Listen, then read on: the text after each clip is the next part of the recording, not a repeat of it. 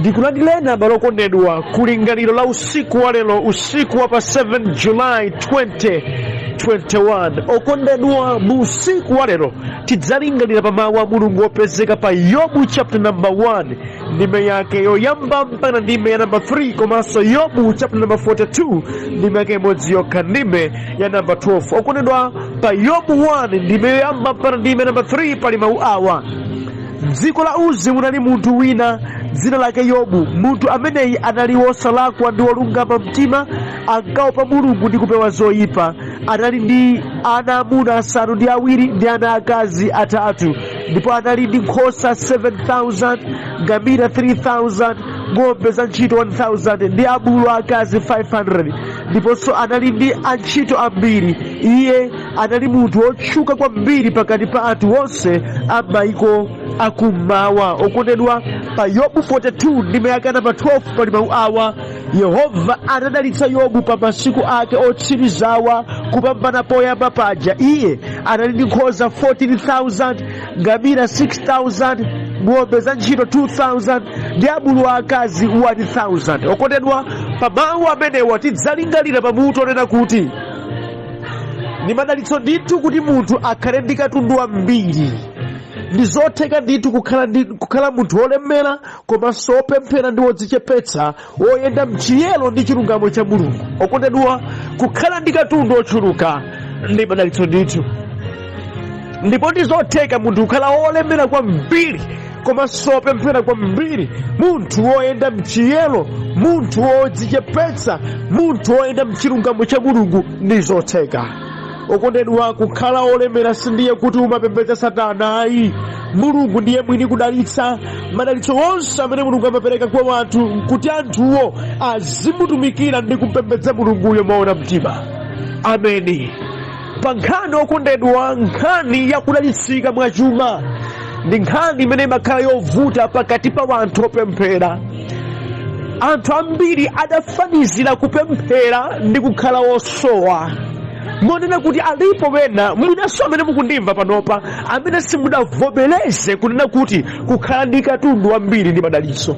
Anthu ambiri masiku ano amati akaona munthu ali ndi katundu ochuluka amati ameneyi ngwa sataniki kapena ngwa chinyengo, sapemphera ngwa kuba ameneyi. Chifukwa iwo amanena kuti kukhala ndi zochepa ndi uzimu, kumasaukira ndi uzimu, kuganiza kwawo kumatero. Koma okondedwa, mawu a Mulungu satero.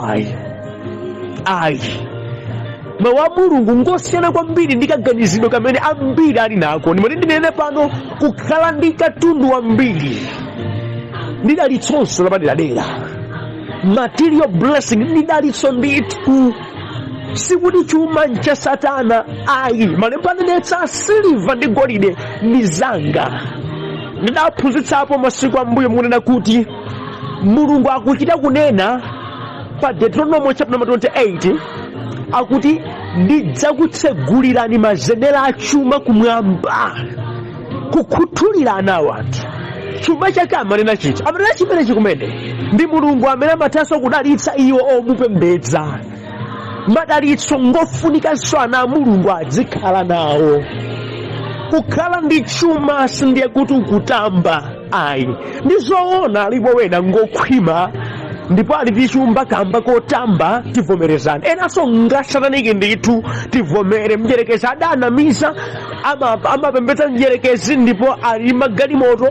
Zoonanso zimachitika, koma kuti kupezeka kwa zimenezi sikupangitsa kuti onse opemphera adzikhala mphawi, si choncho. Ayi, ameni. Ndakutengera chitsanzo cha Yobu, mtumiki wa Mulungu. Malemba akunena anali wopa Mulungu, wongoka mtima ndi kupewa zoyipa. Anali wachiyero Yobu, ndipo Mulungu adamudalitsa. Anali ndi katundu wambiri zedi, katundu wadzaoneni. Bible silikuchita kuwerenga antchito, likuti anali ndi antchito ambiri. Anali bwana mpondamatiki Yobu, komanso amapemphera kwambiri, amayenda mchilungamo kwambiri, anali wodzichepetsa kwambiri, anali wachiyero kwambiri. Munthu olemera, munthu wopemphera, munthu wachuma. Ndimati ndingokufunsani, chuma chimene baibulo latchula chokhuta ndi Yobu apa kuti anali munthu wankhosa poyambira 7,000, ngamira 3,000, antchito 1,000, ng'ombe za ntchito 1,000, abulu akazi 500, ndipo analinso na antchito ambiri. Munthu amene adakali wapezeka akudera kwanu, mukadati amene amapemphera kapena ndi fiti wa Sataniki. Ndiye kumapeto kwake tamvetsani pa verse number 12 pa chapter number 42 Bible ikuti Yehova analitsa Yobu pa masiku ake otsirizawo kupambana poyamba paja. Iye anali ndi nkhosa 14,000, ngamira 6,000, ng'ombe za ntchito 2,000, abulu akazi 1,000, zonsezi zake. Munthu otedadada apezeka ndukambatu leloli wapezeka mdera la kwanu kuti auje ali mkatundu amene ndi mayina otani mungawapatse, munganene kuti ndi Mulungu wapatsa. Okondedwa, lero ndimandikuthandizeni kuti mukhale munthu osinthekaganizidwe kuti Mulungu amakwanitsanso kudalitsa ana wake nawapatsa zochuluka pasifukwa. Ameni. Ndiye musiku wa lero kondedwa ndiwatitiganizire pakuyankhira mafunso atatu awa. Funso loyamba, kodi wodalitsikayo ndi munthu otani? Mulungu amadalitsa zoona, koma amadalitsa munthu otani? Mukuchoka mchithunzithunzi cha Yobu tipeza kuti Mulungu amadalitsa munthu amene ngola padi mtima ndi mwana wake ndi wobaluka tsopano ndi born again ndi wopempheradi. Ameni. Amadalitsa oterewa. Ngati mudala pa mtima, ngati ndinu born again, ndinu munthu otsata za Ambuye, Yehova akhoza kudalitsani ndi zoona mtima, chifukwa akudziwa kuti inuyo mukadalitsika mukwanitsa kumtumikira. Sikuti Mulungu amadalitsa anthu onena kuti amatamba, tsono akapatsa chuma sapha anthu ambiri. Mulungu amapatsa chuma chake kwa ana ake. Ngati ndinu mwana wake akhoza kupatsani, ngati ndinu mtumiki wake akhoza kupatsani, chifukwa akudziwa kuti mukudzera mwa inu utumiki wakenso wa Mulunguwo upitilira. Yobu wopemphera zedi, Mulungu adamudalitsanso kwambiri zedi, nampatsa katundu ochuluka, chifukwa amadziwanso kuti no zichitika ndi Yobu zikhalanso zambiri pa moyo wake. Mulungu amakwanitsa kudalitsa zochuluka, amakwanitsa kupereka zochuluka. Ameni. Amakwanitsa kupereka kwa ana wake. Odalitsikayo ndi munthu wopemphera. Alipo tuwena amankamba zamadalitsowa, koma pa nkhani ya zopempherazi sayikipiza mtima. Amangoti mulemera mutena, koma lero mali nene Mulungu amalemeretsadi zoona, koma amalemeretsa ndani? Amalemeretsa ana wake opa kumwamba, olapa machimo, oyenda mchiyero, osamala za Mulungu, osati munthu machimo ali thoma soti ayi ni Mulungu alemeretsa kuti chani. Mulungu asamalira za ana wake. Yobu adadalitsika, koma Yobuyo adali wopemphera zedi. Yobuyo amasala kudya, Yobuyo amapembedza Mulungu, Yobuyo amapewa zoyipa, amayenda mchiyero mpaka kumwamba kumatangwanika naye. Inu musamangofuna madalitso amenewa, umanchifuna chuma kuposa mumachiraso machimo ambirimbiri. Mulungu amadalitsa iye amene ayenda mchiyero chake, monga Yobu adachitira. Munthu amene akhulera mawu apeza ndi mavuto kuti ayi sindingakwanitse kunyoza Mulungu ineya, ndilandire zonse kwa Mulungu, amenewo amadalitsika. Amene pa mtima pawo adatsogoza chauta, amene mtima wawo ndi wolumikizana ndi Mulungu. Ine ndifuna ndiboleze ine zibwezilaka, ndifuna ndiboleze ine akazanu ake basi mangofunsira Ambuye andione. Yehova amadalitsadi zoona, koma amadalitsa oyera mtima, amadalitsa ana wake, amadalitsa obwera kwatsopano, amadalitsa iwo amene adzipereka kwa iyeyo kukhala ana wake. Ameni. Chachiwiri okondedwa, Yobuyo kodi madalitso ake adapeza bwanji? Chumacho adachipeza motani? Basi manja lake I receive nimadachitira Yobu? No ways. Mupeza kuti mchuma chakechi akupera ndi ngamira zambiri. Ngamira zimagwira ntchito ndi masiku amenewo, zimagwira ntchito zopangira business ngati mode of transport. Ndi ng'ombe za ntchito 1,000, ng'ombezo zimagwira ntchito. Nkhosazo amapukira nazo business, azina akudya, azina agulitsa ubweya wake, sinali malonda. ndi zimene zimachitika. Ameni. Sikuti Yobu amankhalira kutchalichi I receive no, pamakhala ntchito imene Yobu amagwira ntchito Yobu, amapanga business Yobu, ndipo Mulungu tsono amadalitsa ntchito ya manja ake. Mulungu amatetezera katundu wakeyo, Mulungu amachulukitsa katundu wakeyo. Osati basi deire mapezeka mutchalichi deire I receive, deire nanowe sizibwera. Umapemphera mapemphero achibwana ndikugusa chuma cha ujeni chibwera kwa ine, sichibwera, sizitheka. Gwirani ntchito. Ndipo Yehova adzaletsa ntchito ya manja. Ndimalalikira pena kuti alipo wena ngaulesi kwambiri nthawi yososa iwo apita kuphiri mwageza kuti tsono akakusoserani munda mwanu mzimu woyera. Sichonchoya, pangani plan, munthu wanu udzigwira ntchito. Mphamvu yakusintha zinthu Yehova adakupatsani inuyo. Yobu amagwira ntchito mpaka Yehova amamutsegulira makomo, chuma chake nkumapita. Iyi ndi modi ya blessings amene Mulungu adayika. Sikuti mungangochipeza vinalama kuchipita kwanu dzangodzaza nkuti Ambuye udayitsani, kulibe. Ngati muyembekeza zimenezi mukudzipusitsa chifukwa sizichitika. Gwirani ntchito, ziperekeni, ndipo dalitso la Yehova likupezani pa zimenezo. Musalanyose zing'ono mukhoza kuyamba ulendo wina uliwonse umayamba ndi phansi limodzi. Ameni. Madalitso amapezeka bwanji? Madalitso amapezeka pamene mwayamba kugwiritsa ntchito nzeru ndi chisomo chimene Ambuye akupatsani. Kudzera mu zimenezo Yehova amapanga expand zimakula. Ena mudakalipo pano mudikira kuti no ati zingobwera zozizwa. Ayi, sizena choncho. Ena mulipo mufuna madalitso abanja mwachitsanzo, ndipo ndi mwamuna akakupezani pakhomo, akakupezani akufuzi amachema daima imani. Muli bwanji? Hayi, ndimakufunani mumuyangane muno bwino. Ngati mwakhutira ndivomerani kabanja likhalepo, ngati simukukhutira mbadiyemberi kwa Ambuye. Ndizi ngani yake zileroto. Koma basi muli chete mutazikira bwanji. Hayi, pali gawo lanu oti muchite, pali gawo la Mulungu oti Mulungu achite. Zikatero madalitso ayenda. Koma ngati inuyo mungokhala nkumanena kuti chidzakupezani chumacho, ayi ndithu. Ayi, umanena mawu azonse ndi nthawi yake idzafika liti. Ngati suchitapo kanthu sizitheka. Ndaonera Yobu ine. Yobu amagwira ntchito. Olotu mmene akuti komaliza kwake Yobu adalitsika. Zinthu zangobwera zonse pakamodzi hunji. No, imodzi zimachulukana mpaka zikumachulukana mpaka kufika zochulukana zedi. Kulibe chidule pankhani ya zachuma, kulibe chidule. Ameni. Gwirani ntchito. Mulungu ali ngawo lake loti achite moyo wanu zoona. Inunso muli ngawo lanu loti muchite zoonaso. Lekamenanu nonse amene kupemphera kumakutengera pa mgongo, mwakubisalira ndi ulesi.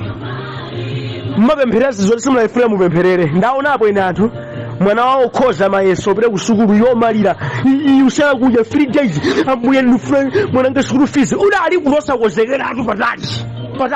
Zinazi sidafunikanso mune kuti pemphero lake likelolira, kumekele pemphero loyamika kuti Ambuye zikomo kwambiri mwananga ukhoza mayeso awapita college fees mlandipatsa kale, ndupita ukagula expand ukuvina likelolira pakamo ukagula expand ya mwana apita ku university, ndalama zilipo udakozekera kale. Mulungu adakupatsani nzeru kuti utero. Ameni. Maganizo amene ambiri akumalalikira umanena kuti ayi landirani kulemera, landirani kumangolandira. Sizimangolandilika ndi manja, mulandira mpweya. Tikunena kuti gwirani ntchito, pangani plan, nimukhoza kuchita chiyani chimene Mulungu akhoza kugwiritsa ntchito pokudalitsira. Ameni. Ndikupembedza zizona. Yobu samangokhala kunyimake kuti ndine wauzimu ineyo, ndine wachiyero ndimapewa machimo, basi zizingobwera zokha. Kulibe. Anali ndi nkhosa zambiri, nkhosa zinali plan. Anali ndi ngamira zambiri, ngamira zinali plan. Anali ndi abulu, ng'ombe zogwira ntchito zambiri, zinali plan. Kudzera mu zimene zizi amene akarolera anali chuma chambiri. Inu mumatani mudziwe osauka ndi 24 hours imene mukadampatsa, olemerazo 24 hours. Ngani nkuti kuli mu 24 hours inuyo ngati opempherani mukundimvano mmapanganayo chiyani? Mukakwapula pemphero lanu kupemphera kati 2 hours mukachita ame paka maono pofunanso sima, umaganiza koso zimenezi nzofunika. Adazipeza bwanji Anazipeza poguza ku madalitso ena. Anazipeza podzinga ndi kuganiza ndi kwamba kuchita kanthu kamene kudzera mzimenezo adachita bwino. Ameni. Okondedwa, madalitso otero sagwa kumwamba ngati mana iyayi. Ayi, pali kantchito ndithu kuti inuyo muchitepo. Mukhoza kuyamba pang'ono muli maoni ekala chaka chino zina mudyako china mugulitsako kenako chaka chamawa muli ma 2 acres mukupita pene paya 3 acres mukupita tsiku linake mudzati ma 100 acres nkukhandiza mbiri kokagulitsaso nkwambiriso anazina kupeza ndibakhomo pano mukukapereka ma tonnage achimanga akuluakulu mafigura ataliatali. Yehova atakudalitsa ndengani limene koma mungokhala pwi basi ayati taboleza tsiku libwera ayi nitu muonera pomwepo simuzipeza siziteka. Uzimu ndi ulesi sizigwirizana. Imene ntopiki ya mawa uzimu ndi ulesi sizigwirizana iya. Ameni. Gwirani ntchito kanthu kena komaliza okondedwa zimene ampatsazo ndi za ntchito yanji. Madalitso ampatsawo na ntchito yanji asinawo matama. Mulungu sadalitsa munthu kuti munthuyo akhale wamatama ayi kuti basa azijambula kumapangitsa enazi. Mulungu sadelo amafunabe odzichepetsa. Malemba anenetsa mulungu amakweza odzichepetsa ndi kutsitsa odzikweza. Mawu awo akadakhalapobe ndipo ngamoyo. Tamvetserani, mulungu amadalitsa anthu kuti zimene wapatsazo ziwasamalire pa moyo wawo watu, ziwasunge, ziwathandizire kukhalabe ndi moyo wabwino.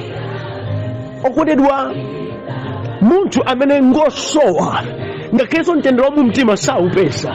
Ndi zambiri zimene amapwerekedwa nazo mtima ndiye mulungu amalipatsa zimenezi. Yobu adampatsa zimene zimsunge zimthandizire pa moyo wa tsiku ndi tsiku akhoze kusamalika adakali mdziko lomwe lino asamalike. Number 2, adampatsa zimenezi kuti zisamalire kosowena zithandize kosowena mavuto a ena athe chifukwa chakupezeka kwa dalitso lake. Ena aonemo mulungu, aone kuti mulungu wayankha kudzera m'madalitso amene mulungu wapatsa wina. Kondedwa, mulungu sadakudalitseni pachabeya, akufuna musamalike. Musamalike, mudzivala bwino, mudzivala bwino. Nimati ndikambe nanu nonse amene mumagwira ntchito koma simuchena, Ambuye akukhululukireni. Tayamikani.